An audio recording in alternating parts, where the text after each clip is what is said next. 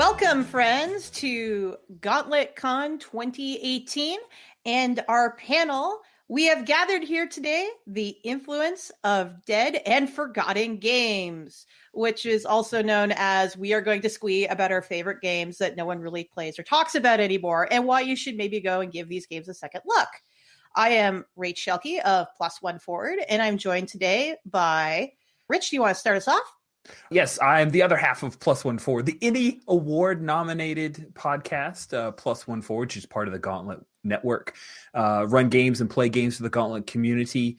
And yeah, after this, I'm going to be running my baseball RPG that I've been co-writing with my buddy Paul. So pretty excited because, you know, baseball's in the air for those few slices of us in the Venn diagram of overlapping baseball and RPGs. And I'm Misha Bushyager. I'm 1/3 of New Agenda Publishing and one of the curators for More Seats at the Table. It's a newsletter that highlights games by women and non-binary designers. And I blog some on Black Girl Game Works. I'm Phil Vecchione. I'm one of the co-hosts on Misdirected Mark. I'm one of the co-hosts on Pandas Talk Games.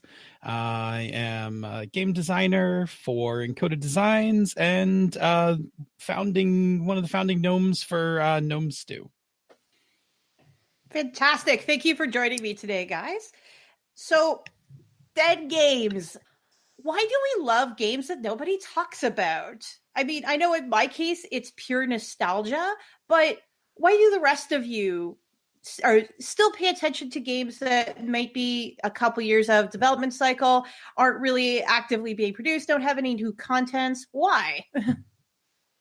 For me, it's definitely also the nostalgia factor. I mean, if you'd asked me a couple of years ago, my favorite dead game would have been 7th Sea, but they've resurrected it, so it's no longer a dead game, which like warmed the little cockles of my deep, dark heart. But it's the nostalgia of, you know, the first time you played a character that had a certain swagger or had a certain touchstone that let you or feel that system out or feel a little bit like you. And some games, that was the first time you had seen that, and so it kind of sparked that hint of something that made you fall in love with RPGs just a little more.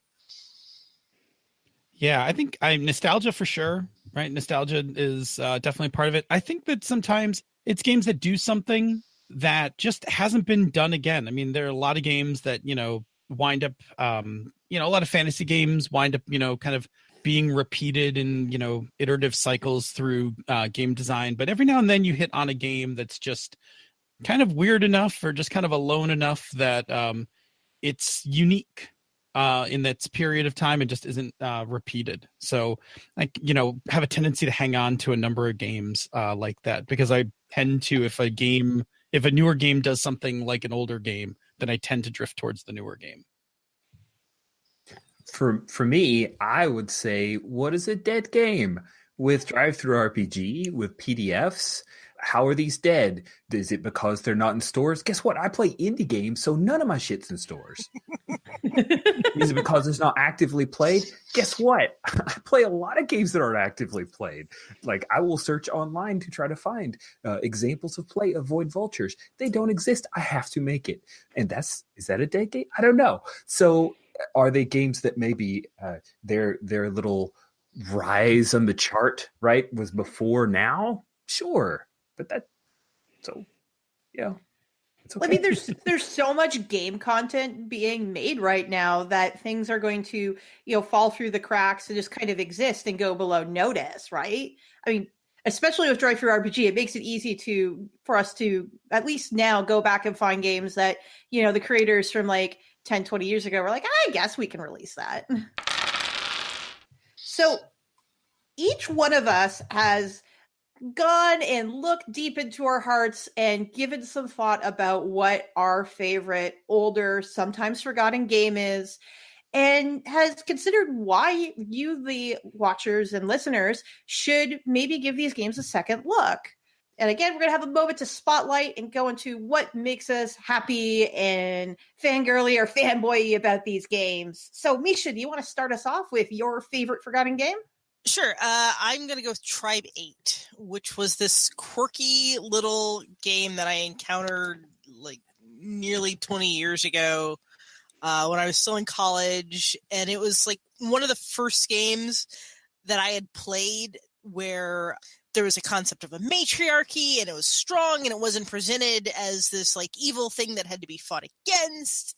And the characters, the character art was pretty diverse, and it just spoke to me on like a visceral level because there was a certain amount of, sticking it to the man involved in playing it. And that was very much young me and to some extent still me. But it's one that stuck with me, even though I think we maybe played it for 5-6 sessions, but it just stuck with me, even though I'd never had the book. I still have like a couple of character sheets in like my dead character file, but I never quite found anything that kind of captured the essence of that again. And so it spoke to me. What is there a lot of influence that you see from Tribe 8 in games currently being produced or on the market today, as newer games rather? So I'm not sure is the best answer I can give to that, because I'm not sure how much of what I remember is just, that hazy, hey, this was cool because it was so long ago. Mm-hmm. And how much of what I remember is actually what was going on in the game and not just a byproduct of the group I was playing with. I do see some of the themes of post-apocalypse and rebuilding society and trying to get searching for something kind of nebulous and possibly intangible in trying to recreate the goddesses with the Fatimas in certain games. Like, you can play Apocalypse Worlds and you could probably bring that world into Apocalypse World, or you could play Dream Askew and kind of do some similar things with it. But I don't think I've encountered anything that quite covers all of them at once. Mm-hmm.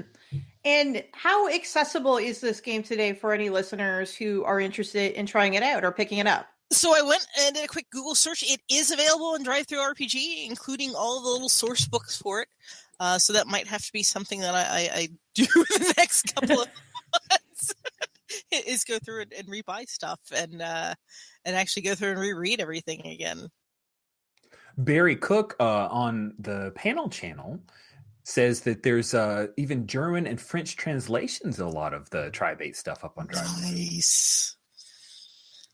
It's funny. I one of my friends, Brand Robbins, and I didn't find this out until like we'd known each other for like 2 or 3 years. Like I was talking about Tribe. I was like, yeah, I wrote for that. I'm like, no, really? And so there was a tiny bit of fangirl squeeing later. It's like, how did you never told me this? Like, so it's kind of amusing.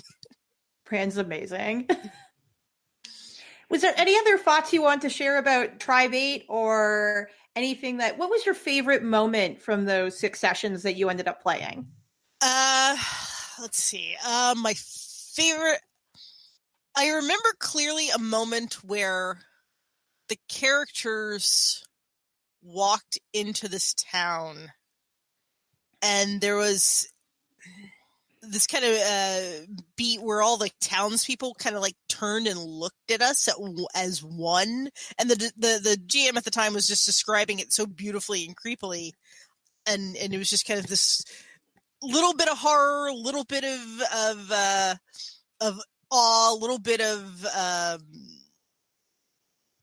adulation all in one, which it was just a really fun little beat moment.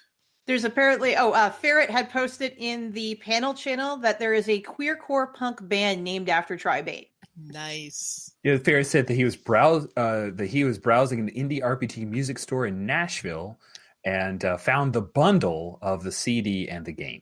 Nice. That is so cool. Oh wow, I remember there being like the woman who wrote Animorphs, I think, released a like odd, like different book series. That whenever I think of books and CDs shipping together, because I think some of those novels ship with CDs, I'm like, wow, that is so 90s. I think of that, and I'm like, in my head, it's like really photoshopped cover images. That aesthetic. Oh, that's so cool. Great. When I write an RPG, I'm going to have to include a CD with it. All right. So for our next game that we're going to reminisce, eulogize, as it were, I'm going to turn to Phil. Phil, tell us of your favorite dead or forgotten game. Yeah. So I picked one out. I checked the publication date of it. So it is this year 25 years old. So now I'm definitely feeling my age with this selection. Because I can clearly remember buying it in the store in the summer of '93. So my selection is Ray Winninger's Underground, published by Mayfair. Oh my God, that cover. Oh, I know. I mean, if there isn't anything that says 1993, Mr. Mayhem on the cover of this book. I picked this one for a couple of reasons. So for 1993, it's kind of a crazy game to have been released. Mechanically, it's in line with everything from the 90s. It uses a variant of the same rule set that DC Heroes used. So mechanically, it doesn't really stand out. What really stands out about Underground is first, the setting was kind of a satirical take on, like, if the world had kind of veered off in the 90s into hyper-conservatism and industrialization, and kind of it had a lot of critique on private security firms being hired to conduct war and things like that. And as it turns out, like, most of those things sadly came true. So it's interesting in some of its takes about that. So its politics are actually pretty radical. It's a game of resistance. It's a game of rebellion in a kind of ultra patriotic world that's gone kind of crazy, which still kind of sings with me today. It's the other thing that was pretty remarkable about it had actually really good GMing advice. I went back and ran this game like 5 or 6 years ago, read it cover to cover, read the GMing advice, and was actually pretty shocked about how relevant the GMing advice and how useful the GMing advice was in it at the time. It also has like one of for 1993, it had some of the craziest layouts, and I really can't. It won't do it any justice to show you on the screen. But this book was 1993. It was full color glossy. Artwork was done. Some of the artwork was done by the same artist as Aeon Flux. It had sidebars. It had hyperlinks for different words that just had like call outs on the side to tell you like what page to look certain things up on. It really was an impressive layout and graphical design for 1993. Like, this was not, this was like serious work to be done back then. Production quality is like really excellent. Even 25 years later, this book is actually in pretty good condition, all put together. But yeah, I loved, what I really loved about this game was it's deceptive in that the game, when you read it when you start reading it, it's about superpowered soldiers who've come home from war. And then like you think like you're just like kind of doing superpowery, things. But what you end up reading and what you find out about the game is that like they come home from war and no one wants them to live in their neighborhoods because they're, basically tricked out for war. And they're having problems. They're having psychological problems. No one wants them in their neighborhoods. They get like put into these basically superpowered ghettos. And then on top of all that, there's a set of rules for improving your community. So the actual loop of the game is like you do things to gain experience points. You spend your experience points to actually make your neighborhood, your communities and stuff better. And ultimately the story winds up being about these people trying to do good when like the only tools they have are like for violence. And it's just this really interesting story. That saying, like when all you have is a hammer, every problem's a nail. Yes. Like that's what winds up happening is like, you're like, well, we need to like get the word out about, we need to get the word out about AIDS in our neighborhood. What do we got in our asset kit, right? Like, well, I can punch a tank. Jonesy can like light stuff on fire with his brain, but it winds up being really interesting in the way it plays out. And I think the game could have been a lot less thoughtful without the community mechanics, but the community mechanics wind up turning it around into something that I think has really interesting depth. Did you find, and you ran this game, correct? Yeah, I've run it a couple times. Did you find that social justice commentary coming up a lot in play? This idea of like, we want to change the world, but we aren't equipped to do that. We don't have those skills. Yeah. So it winds up coming up in like these really challenging ways. Like the players are like, well, we're going to help out the neighborhood. We're going to go rob a corporation. Like that, that's the thing like we're good at, right? We'll go steal medical supplies from this corporation and help stock a clinic. Because, that's the thing that's the thing we're really good at. And then, yeah, like they're just people trying to cope with, the trauma from coming back from war and trying to like keep their mental instability, because the game does have, and I would think probably if we looked at it today, it's probably a little problematic. There's probably a little cleanup about how it treats the psychological effects of their genetic engineering, but it was a mechanic in the game that you actually had to deal with. Like if you used your powers too much, if you got into too many fights, like your psychological problems would start to manifest themselves.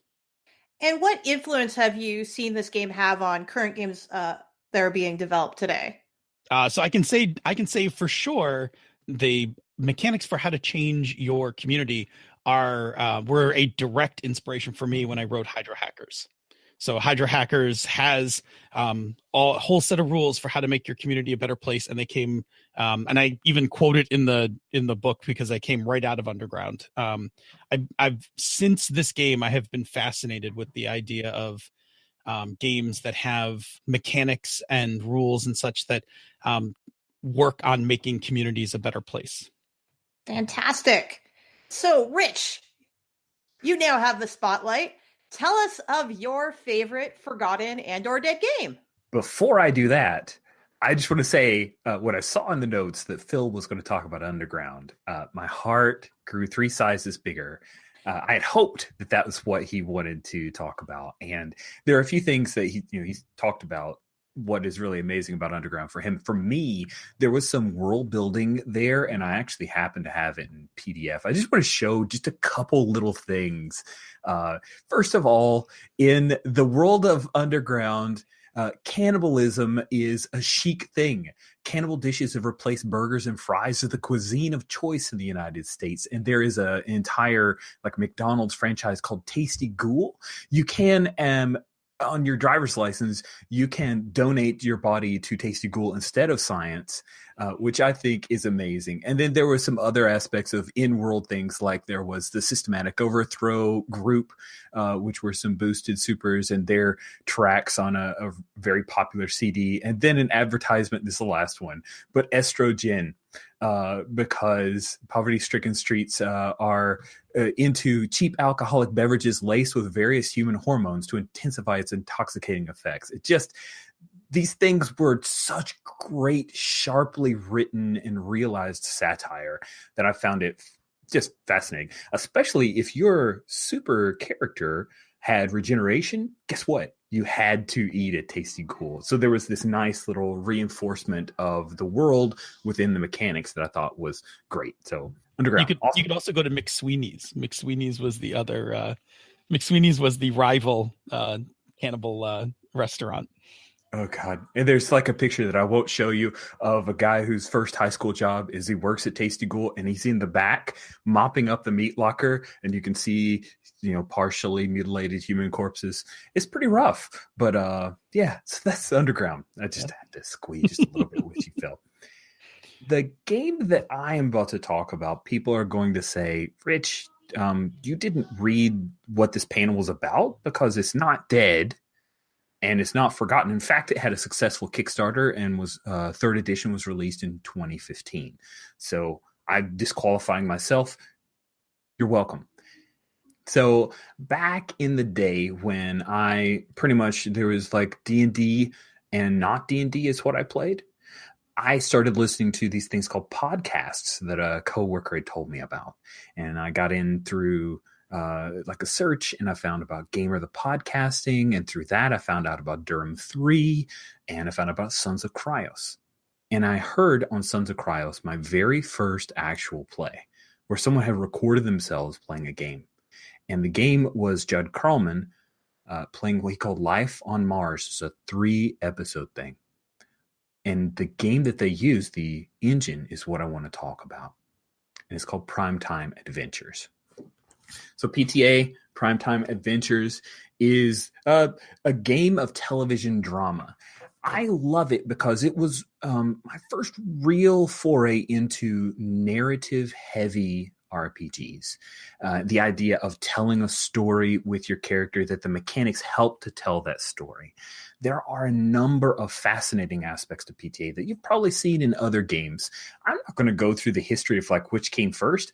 I'm going to say this was my first exposure to these things in a way that delighted me and helped to inform my play style from that moment forward. It was the first game I played where players described scenes as if they were actions with a TV frame of reference, talking about shots or, tracking or the camera moving in or a tight shot. Like, I had never seen that before. Everything else was literary. It was like purple prose and box text. And now things felt much more improv, more live. We were talking in a vernacular that was easier for everyone to grasp. I didn't need to go look up on Thesaurus or on dictionary.com or Wikipedia to figure out what the hell it is that we're talking about, because we're within moments of a TV show, and it was brilliant to me. It uses playing cards, which I just showed you, instead of dice. Allow for numbers, colors of suits, the suit types, instead of just a simple 1 through 20 number value.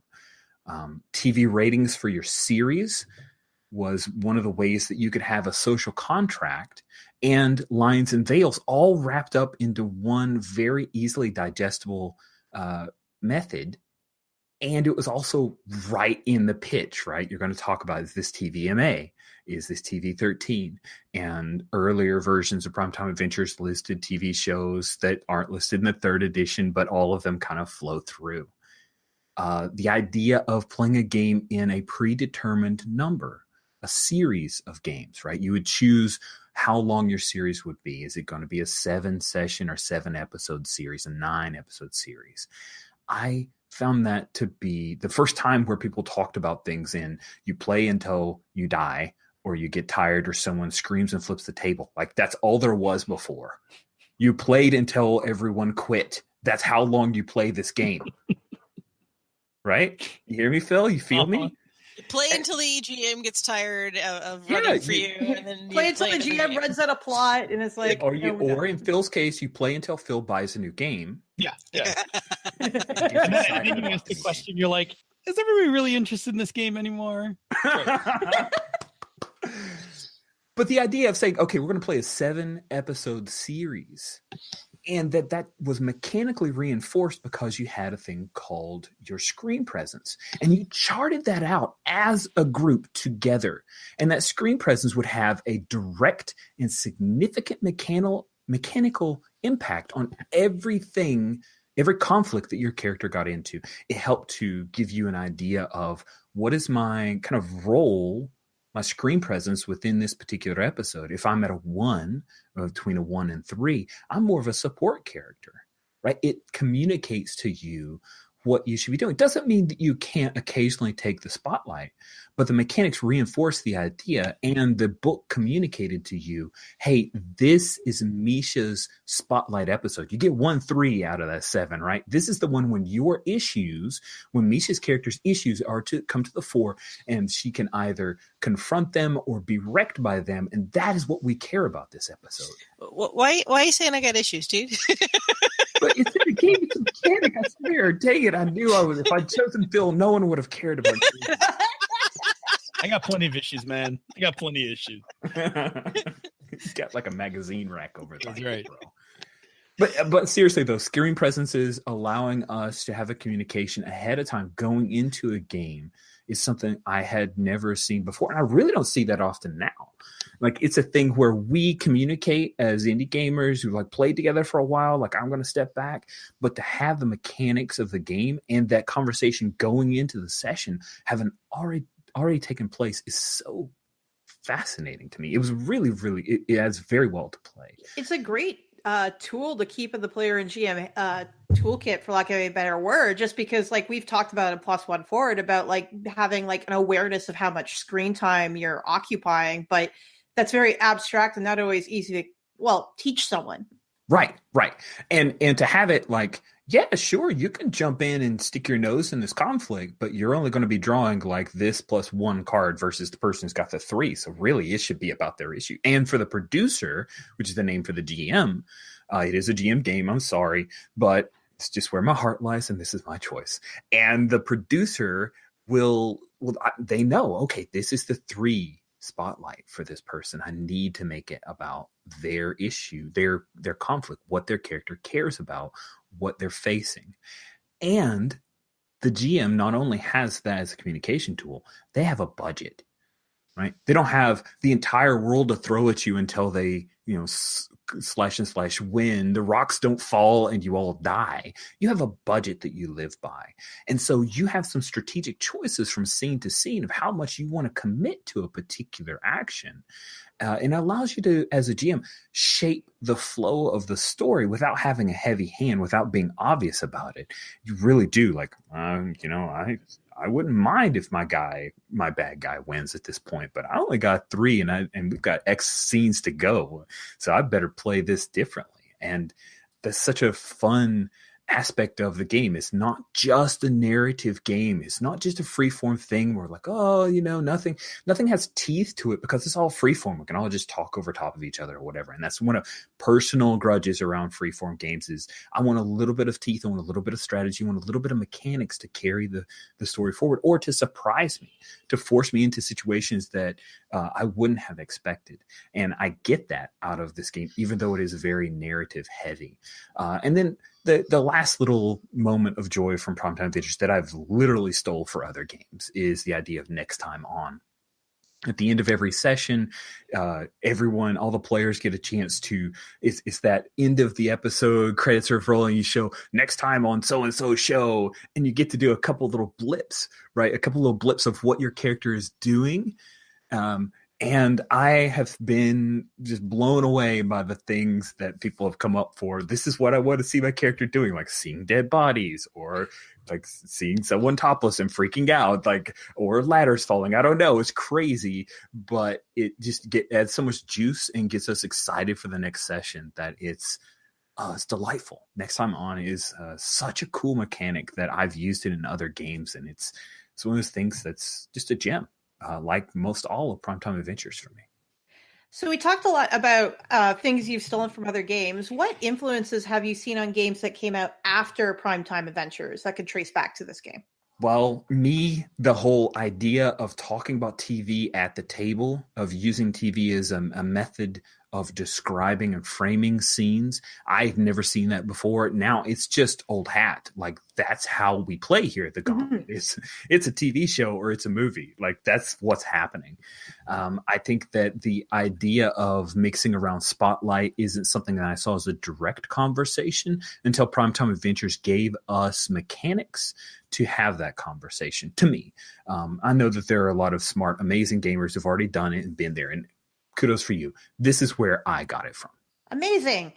So I guess it's my turn, and I may or may not have understood my own pitch. So I took a game that exists in different forms with a system which kind of exists as Open D6. Hey guys, we're going to talk about D6 Star Wars. It's my baby. I love it a lot. It's really problematic, but it makes me so happy. Why? We'll go into that. So D6 Star Wars was actually the second role-playing game I played. I had played Werewolf the Forsaken before, and it didn't really go so hot. There's a lot of content. We had players with different levels of engagement and buy-in, and the party literally ripped itself apart.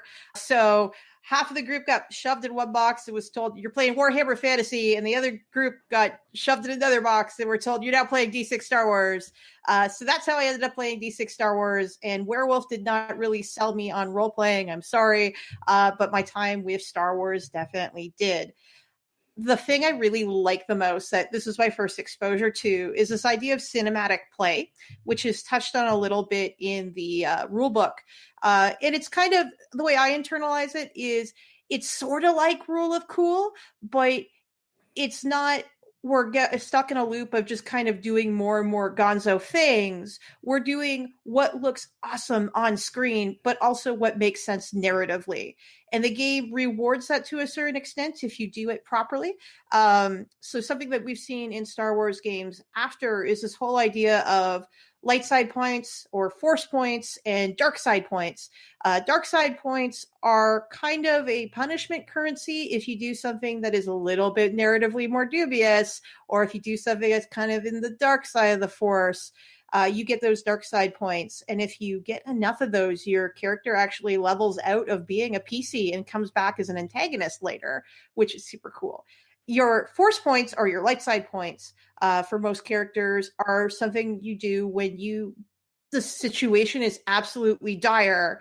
In the case of West End Star Wars, you burn your force points to double your roll. So you might be throwing, because it's a game that's based off of D6 mechanic and a big pools of D6s. So instead of throwing 4 or 5 D6s, you're then throwing 8 or 10. And you're like, okay, GM, tell me that I can't do this anymore. And that's usually like your big scenes where the stakes are really high. You got to do something reckless and ridiculous. For example, because I always have really strange game stories. There was once where I was playing a character who was an ex-Imperial, and my friend was playing this alien creature. She was some lizard alien, and we're like, we're gonna like spend all of our force points now to hack all the Imperial channels and then make a bullshit broadcast where we're gonna try to scare the heck out of everyone into like no longer pursuing us. So I think we had like 30 dice on the table or something ridiculous like that. The other part that I think is really cool is there's a lot of dialogue right now about what Star Wars truly is. This is usually a lot of people who have internalized what the original movies are, what they meant, and why they aren't like the original ones. Okay, so Star Wars has always been kind of weird and throwing stuff at the wall. A lot of what we saw from the expanded universe was actually the fault of D6 Star Wars. Timothy Zahn, when he was writing his Heir to the Empire books, was asked, can I have like a log or an archive of what this universe should be? And he was given like the Imperial and the Rebel source books and told, go make sense out of these. That means that we get some really quirky adventures and content that are based off of people looking at science fiction at the time and going, well, does this make sense? Did Lucasfilm say yes to this? So to highlight some of my favorites, you have the adventure where you can go save the talking seals of their magical underwater kingdom, complete with stormtroopers and scuba gear. At the same time, you also have the game where it's got the adventure where you have the torture rules and whatever the hell is going on in this player's guide, because God, look at that cover. That is just ridiculous. My favorite, though, is Starfall. Why should you pay attention at Starfall? Well, even if you're not running Star Wars games or games like sort of science fantasy type games, I really think Starfall is an interesting piece of adventure writing. It's an adventure where the PCs are put in a situation that's not really about them.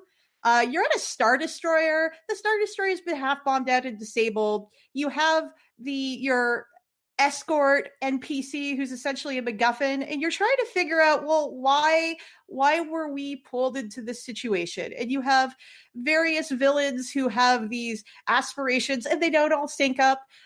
Spoilers for the adventure. At one point, you have this Imperial captain who is like, what do I want to get out of this adventure? I want to fight rebels with an ATST in the middle of the Hangar Bay. Just why? Has nothing to do with the conflict involving the escort NPC. It also comes with a really cool map of a Star Destroyer. It's my favorite.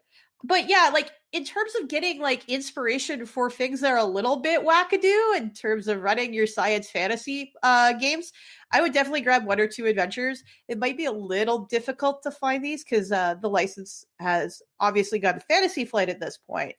West End, I think, still has the rights to the mechanics. It might exist as Open D6. But like the books themselves, you're going to have to look around at used bookstores, and online is really good. Amazon used to be a great place to look for it. If you see something that's unusually high in value, typically that means that book is like popular right now, and it may escalate down in value as time goes on. There's a weird cycle with them. I'm not quite sure.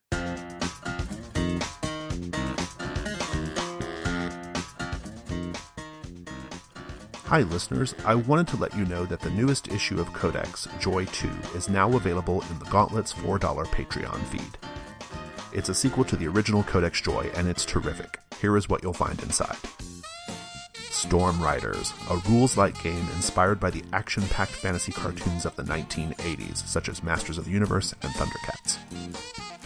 A Feast of Jovial Moments, a collection of evocative images for Swords Without Master and other swords and sorcery games. Grandma's Drinking Song, a hilarious songwriting LARP that tells the story of a family of Jewish bootleggers in 1930s New York City. True Beauty, a framework that recontextualizes the game Monster Hearts 2 to be about young queer people of color in the ballroom scene of 1980s Harlem. Our miscellany, 36 local holidays and celebrations, 5 original illustrations, and a gorgeous custom layout by Jake Householder.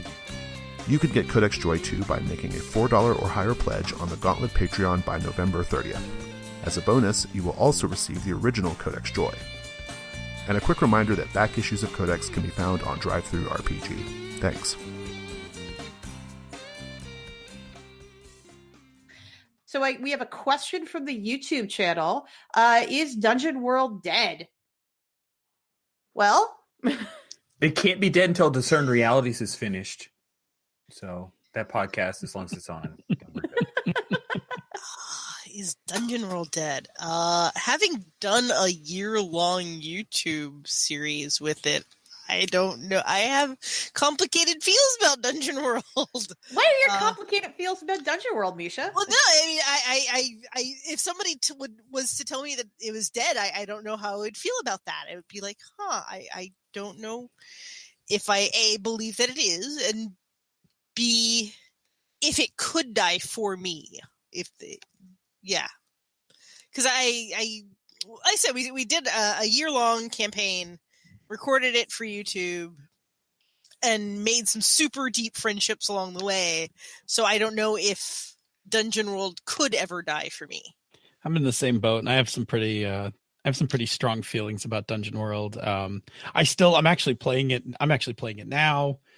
Just on the side. Like, no, I don't know. That game still seems pretty relevant. Like, I don't think it's dead yet.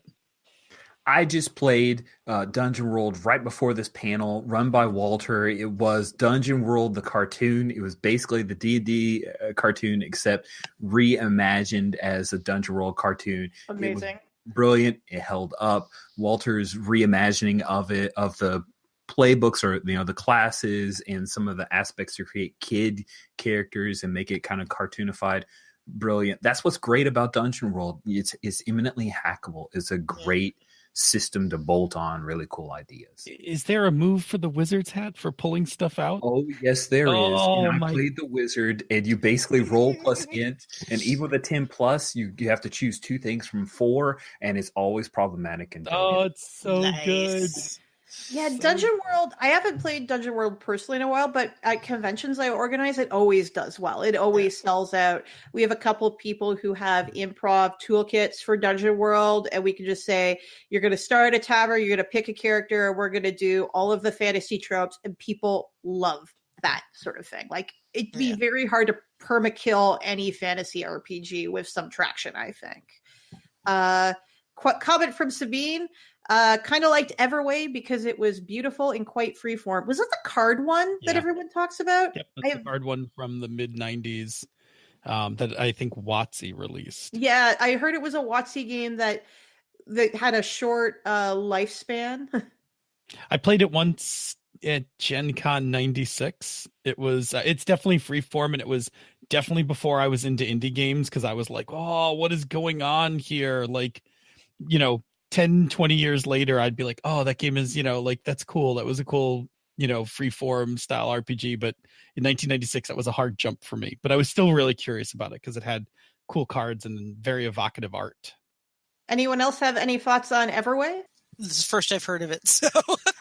Heard of it, never played. Yeah, it's got that, like I was saying, the Photoshop 1990s aesthetic. If I remember correctly, it looks like that in my mind's eye. It reminded me of there seemed to have been a cycle of things that are kind of like proto games to indie games right now. Bullwinkle and Rocky's another one of those where it's very bizarro, and you look at reviews at the time, and the language being used to dismiss the game is the same language being used to dismiss certain indie games today, and I think that's funny. From NS Presbyterian, what about the Ghostbusters RPG? A good game, also a West End game. It that one actually holds up pretty well. I have a copy of it and played it, I don't know, 3 or 4 years ago. Actually, it was still kind of fun. It's super hard to find in its actual printed form. It is ridiculously expensive on the like on eBay and stuff like that. And there's a group out there that made more modernized equipment cards and some ghost dice. The ghost die was problematic because it was a printed die, not it was not inscribed. So the ghost eventually falls off the die. So there's if you Google it, there's a place, somebody made a run of those dice. Like you can actually buy aftermarket ghost dice that are actually etched in a much better condition. There's something amusing about aftermarket ghost dice. Yeah. It's going to be my new band name, Aftermarket Ghost. Take Ghostbusters, use as inspiration for Inspector's games. Done. There you go. Nailed it. No, it was because it's one of those West End games from that license. Right? I think was the original release of that. Was that a boxed game? Like it wasn't a book. Yeah, because the box stuff for D6 Star Wars, as someone who owns quite a bit of D6 Star Wars content, is a little bit difficult. There's like an adventure path, and I have all of the books for that big adventure path where it was supposed to be gritty and hard hitting, but core box completely elusive. I've not been. If someone listening wants to sell me their box, I will buy it. Maybe. Bring it to Metatopia. I'll give you money. There's hint and judge. The mention of a licensed game. Barry Cook from the Panel channel brings up the very salient point that licensed games are at a risk of death and being forgotten. I think that's where we're finding it, right? Ghostbusters RPG, Marvel Heroic. These are the games that get pulled from shelves that is difficult to find online through legitimate means, and that's such a shame. It's a real bummer. Like three versions of Marvel. Mm-hmm. Marvel Heroic stands out to me, but the Marvel Heroic is the one everyone remembers, and nobody talks about Smallville or, God forgive us, Leverage. I had to pay so much money to get Leverage. Yeah. Marvel Heroic, Smallville, Leverage, those all came out of the that same that was back when Margaret Weissman was like basically going from one license to another. It was like on a roll. Misha, you're going to say something? No, with the license stuff, as the thing that they're licensed from ebbs from the common parlance of, like Leverage. I'll sit down and anytime it's on TV, I'll watch it, but it's not something that's on regularly. So it's things that, end up filtering to the back of people's heads. So that the RPGs that are built around those properties tend to do the same thing. Leverage was an interesting curiosity in terms of licensed games. I paid a lot of money to get that shipped to the US because Leverage didn't really get broadcast in Canada. So the import companies never brought the game up. So I paid something like 80 Canadian to get that book, the book, and then shipped to me. It was an all right game. I enjoyed it when I played it, and then I watched the show and it was not what I wanted it to be. So I think one of the secret strengths of a lot of PBTA games is that the designers of a lot of the games I most enjoy have found ways to pull those tropes from what they couldn't license and kind of throw it into a particular playbook. So you have a chance to play that Firefly in your game, or you have a chance to play that Jedi in your game without having to deal with a license and all the problems of the license. That's one of the things I really like. And you can mix and match, right? That's the cool thing about PBTA games I'll take your Jedi and I'll have my guy from Dune and we'll see what happens when they fight. Roll 2d6, go. Well, wasn't that like the original playbooks from Apocalypse World are apparently based off the characters from Firefly? Or it's like gaming urban legends I heard. Like they map pretty much one for one. I wouldn't be surprised. Yeah, I wouldn't be surprised. There's a lot of Jane and Gunlugger, I think. Yeah. Do we have maybe one more question from the channel? I will take a look. I think everybody's getting excited for the running horror games that Christopher Gray is hosting. It's coming up in just a few minutes. I know that Maria mentioned that she may pick up Everway because she thinks it's in her local comic shop. That's kind of Aww. Yeah. And here's the last question. This is from Ferret asking, does anyone expect a game to make a resurgence like Primetime Adventures or Wraith 20th Edition did? So I'll throw that question out. Maybe we could finish on that one. That's so unpredictable as someone who organizes events. Like, even within the RPG community now, like, there are things that are very big inside the Gauntlet community that don't have traction elsewhere. In Ontario, to speak from con to con, there are things that are very big in Peterborough that have no traction in Toronto. I think I've talked around +1 forward. An hour away is a town called Hamilton from me. Powered by the Apocalypse was huge at Hamilton years before it became this big explosion in Toronto. And we're 45 minutes away from each other. Yeah, I mean, I mentioned like 7th Sea earlier. Warhammer has a new edition out. I'm trying to think of the games that I played when I was... Earth Dawn is still going strong, I think. Deadlands is still playing. So some of the games that I played when I was younger haven't ever gone anywhere. Rollmaster's the one that I think has died, but only because I think the people who ICE was like being weird about making it again or something.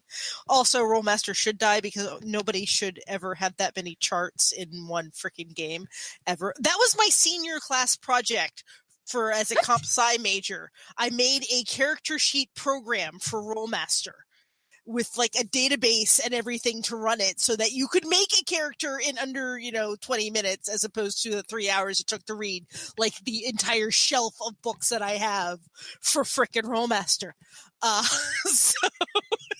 That reminds me of, there used to be an online character generator for Traveler, and my friend Peter and I would sit there and see how many belters we had to make before one lived through character generation. But just as he clicked the button, it would just break my heart to sit there and be like, oh, I died again. Rich, Phil, any thoughts about games making a resurgence? I mean, I'd be interested to see if another Marvel game comes back around. I mean, the MCU hasn't decreased in popularity. Like, is somebody out there fishing for for another Marvel license possible? But we have masks. I'm with you. Like, we got masks. Like, I'm good. My superhero fix is all set. I got masks as well. Yep. Yeah, my answer is I don't really care. Like, I don't care if someone else calls a game dead or forgotten. If I can get my hands on it and I like it, I'm gonna play it. The only thing I care about is like Primetime Adventures has failed in the Gauntlet because we run in these like series and it's difficult to get the same 5 people to play for 7 to 9 sessions. That's my only heartache. That's why I want to talk about PJ, honestly. Rich, you gotta do it like the Love Boat. You gotta have just a couple people who will commit to all of them, and then just have different people on like every episode. This is going to go into like my ongoing discussion about I want the Super Train RPG. I would play the Love Boat RPG or the Fantasy Island RPG, as we have talked about. Nice. What about you, Rach? Any last bits? Anything you want to do to bring that question home? Like I said, it's so unpredictable in terms of what's going to be popular where, and you bring up a great example with the Gauntlet where Primetime Adventures doesn't seem to have any traction. Like, I would never dare predict what's going to be big. And again, other examples of, I remember when, for some reason, Savage Worlds became like the hotness. And this was like, 8 years ago. And then the replacement hotness was Lady Blackbird. Like, I don't know how you get from point A to point B. Rich is how you get there. Yeah. Pretty much. Well, I think that we are at time. So thank you, everyone, for coming together today and talking and squeeing about our forgotten and maybe dead, undead games that we love and love talking about. Thank you. That was great. Yeah, it was fun. Thank you, Rach.